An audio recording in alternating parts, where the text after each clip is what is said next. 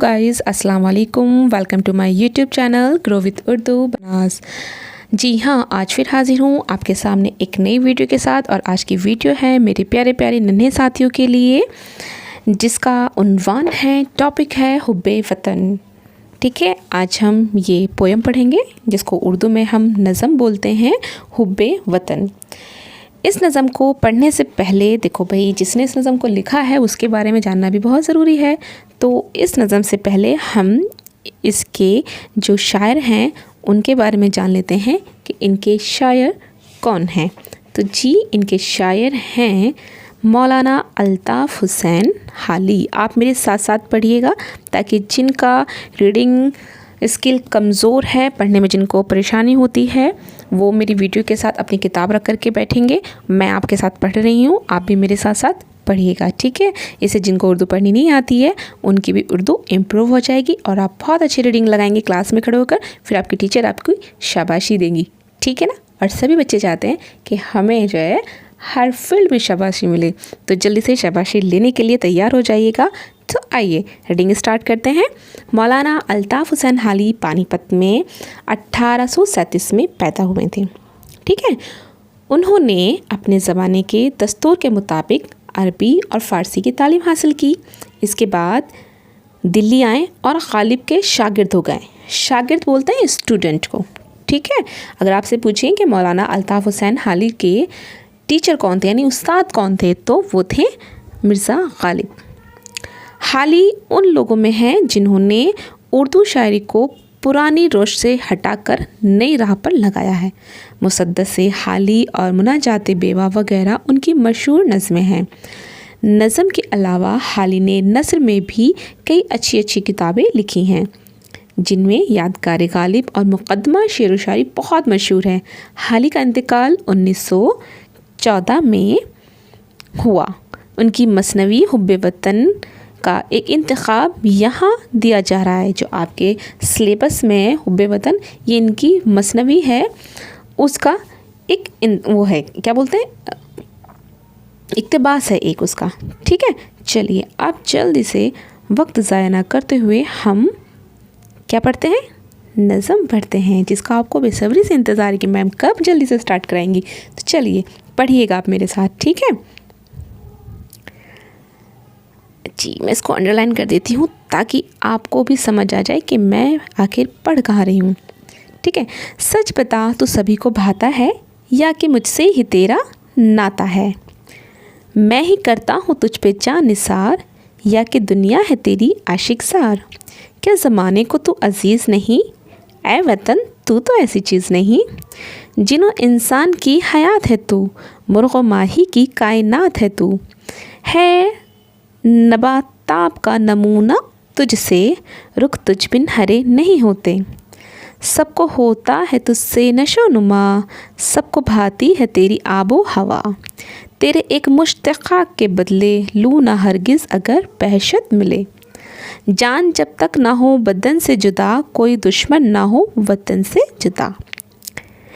बैठे बेफ़िक्र क्या हो हम वतनों, बैठे बेफ़िक्र क्या हो हम वतनों।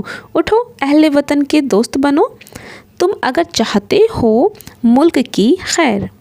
ना किसी हम वतन को समझो गैर, हो मुसलमान इसमें या हिंदू, बुद्ध मज़हब हो या हो के ब्राह्मण। सबको मीठी निगाह से देखो, समझो आँखों की पुतलियाँ सबको। मुल्क में इत्तेफाक है आज़ाद, शहर है इत्तेफाक से आबाद। हिंद में इत्तेफाक होता अगर, खाते गैरों की ठोकरें क्यों आकर। कौम जब इत्तेफाक खो देती है, अपनी पूंजी से हाथ धो बैठती है।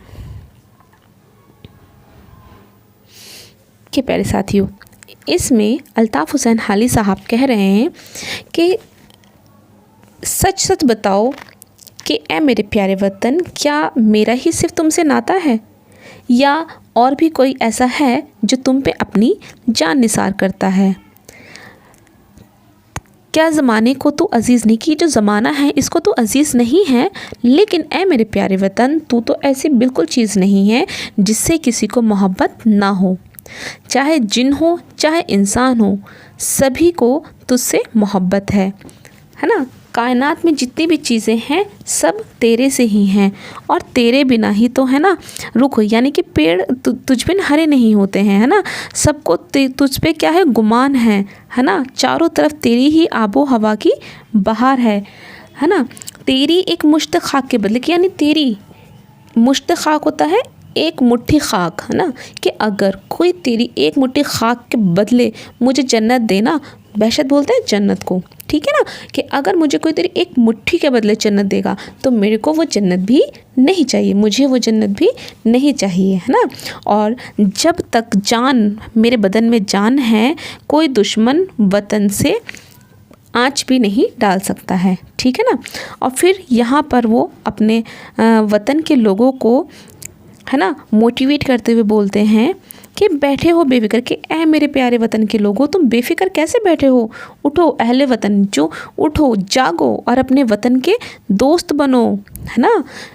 ऐसे बेफिक्र होकर के ना बैठो। अगर तुम अपने मुल्क की खैर चाहते हो तो तुम वतन से जुड़े हर शख्स को मोहब्बत की निगाह से देखो, है ना, उनको अपना ही समझो, ठीक है।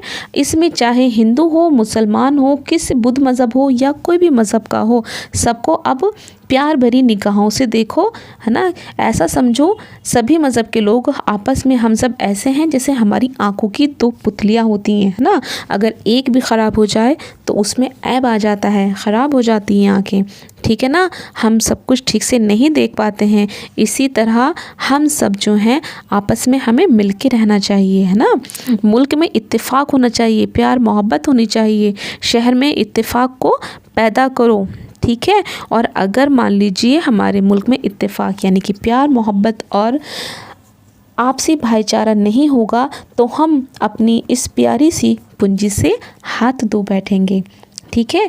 तो ये इसकी तशरीह थी। आइए अब हम आगे बढ़ते हैं जी। एक का एक हो गया बदखुआ, लगी गैरों की पढ़ने जब निगाह, है ना, कि हम क्या हो गए, हम एक से एक क्या हो गए, बदखुआ हो गए हैं, ठीक है। क्योंकि जब गैरों की नज़रें पड़ती हैं तो हम ऐसे ही बदलते चले जाते हैं। फिर गए भाइयों से जब भाई, कि जब भाई से भाई जुदा होता है ना, तो क्या होता है, जो आनी थी वो भी बला आ जाती है, कि जिसका अंदेशा भी नहीं होता है इंसान को, वो परेशानी उसके सामने दरपेश होती है। छोड़ो अफसरदगी की जोश में आओ, बस बहुत हुआ उठो होश में आओ, कि ये सारी चीज़ें छोड़ दो जो भी हुआ है ना, अब होश में आओ, ख़ुद को संभालो। काफ़िले तुमसे बढ़ गए कोसों, कि तुमसे आगे न जाने कितने काफ़िले बढ़ चुके हैं, रह जाते हो सबके पीछे क्यों, और तुम सबके पीछे क्यों रह जाते हो, ठीक है।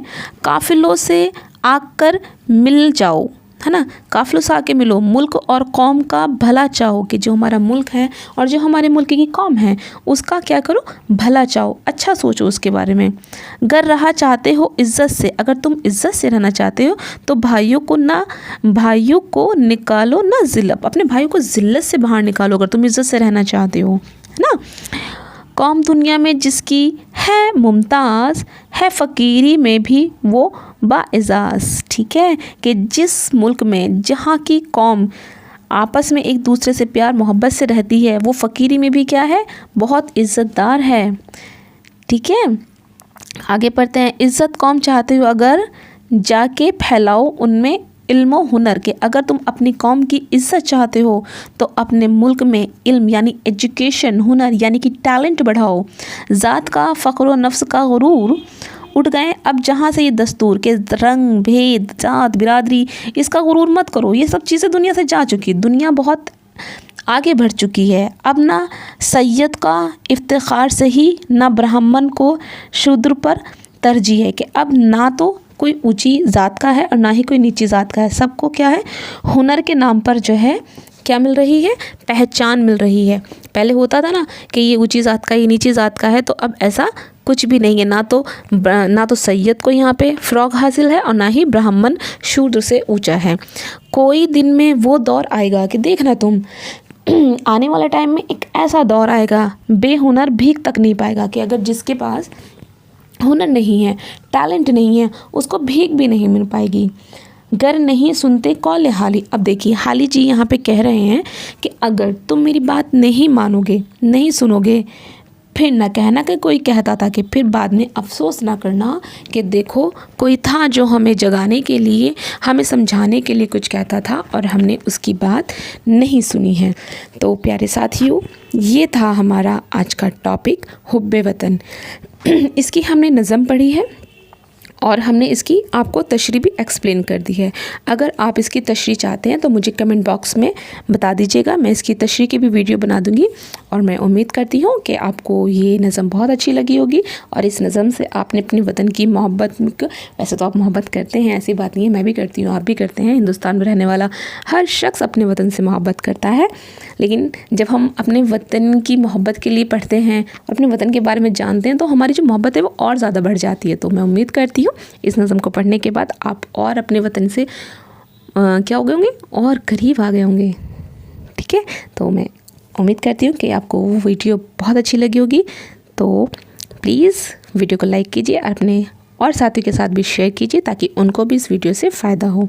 जल्दी मिलते हैं अगली वीडियो के साथ, तब तक अपना ख्याल रखें। Take care.